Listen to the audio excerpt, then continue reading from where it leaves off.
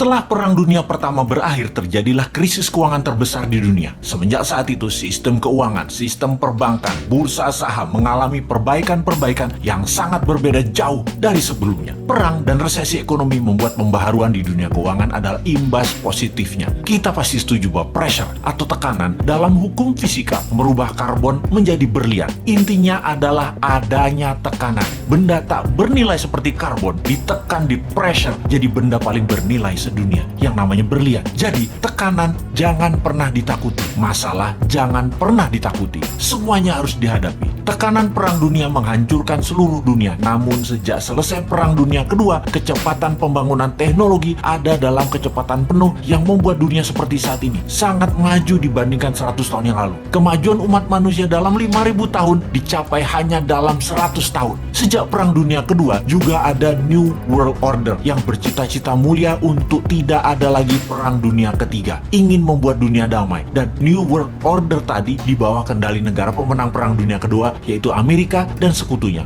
Lalu sejak tahun 2013 dunia punya penantang baru, penantang New World Order, namanya Tiongkok. Selama 300 tahunan Tiongkok menguasai perdagangan. Tiongkok kemudian dikerjain sama Eropa di awal abad 20, dihajar Jepang, sehingga dalam 200 terakhir penjajahan Eropa membawa kemunduran bagi Tiongkok. Deng Xiaoping kemudian punya ambisi besar, yaitu rebut kembali perdagangan dunia di bawah kendali Tiongkok. Dan kemudian faktanya adalah dalam 40 tahun, sejak tahun 1989 hingga saat ini, Tiongkok membuktikan telah menjadi negara perdagangan nomor 1 di dunia lagi. Menjadi negara kedua terkaya di bawah Amerika. Dan di tahun 2013, Tiongkok mulai ekspansi ekonominya. Strategi mencaplok ekonomi itu namanya BRI, atau Belt Road Initiative, atau juga dikenal dengan nama lain, OBOR, One Belt, One Road. Dunia diikat atau di belt menjadi satu, semuanya ke arah Beijing. Negara di bawah Tiongkok diperlakukan seperti provinsinya Tiongkok, sampai menggunakan yuan mata uangnya. Banyak negara Afrika, Asia, Amerika Latin yang mulai dikendalikannya. Memang ekonominya negara tersebut terlihat maju, tetapi hanya fisiknya saja yang maju, yaitu gedung, jalanan, namun kedaulatannya terambil, terutama uangnya. Sungguh, darahnya ekonomi adalah uang, dan uangnya itu harus pakai yuan. Di tahun 2016, seorang Sontoloyo yang namanya Trump menang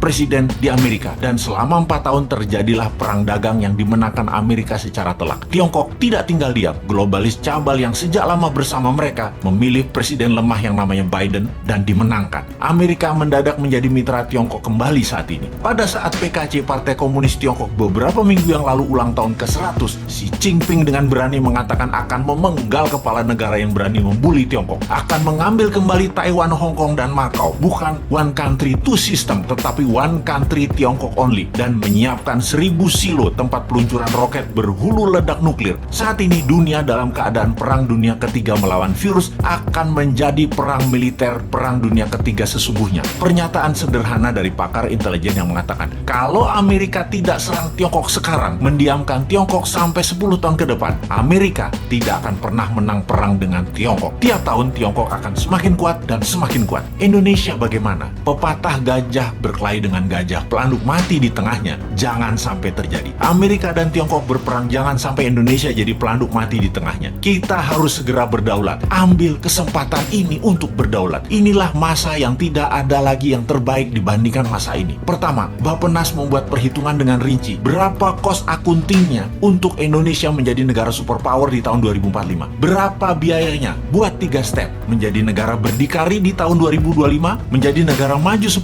tahun kemudian dengan dasa chip hingga tahun 2035, dan menjadi negara superpower di tahun 2045. Step pertama adalah menjadikan Indonesia negara berdikari, mampu berdiri di atas kaki sendiri hingga tahun 2025. Memerlukan uang katakanlah 6.000 triliun, yang 50%-nya untuk UKM ekspor dan ketahanan pangan. Sisanya untuk kesehatan dan sarana tempat tinggal serta jalanan distribusi. Kita printing rupiah biru, rupiah baru yang masa berlakunya 10 tahun. Dalam 6 bulan ini, sampai akhir tahun 2021, hitung rinci dan gelontorkan mulai awal tahun 2022 dengan kecepatan penuh dan secepatnya kepada UKM-UKM. Lihat hasilnya bagaimana strategi New Mind ini akan menghasilkan karya, yaitu Indonesia negara superpower.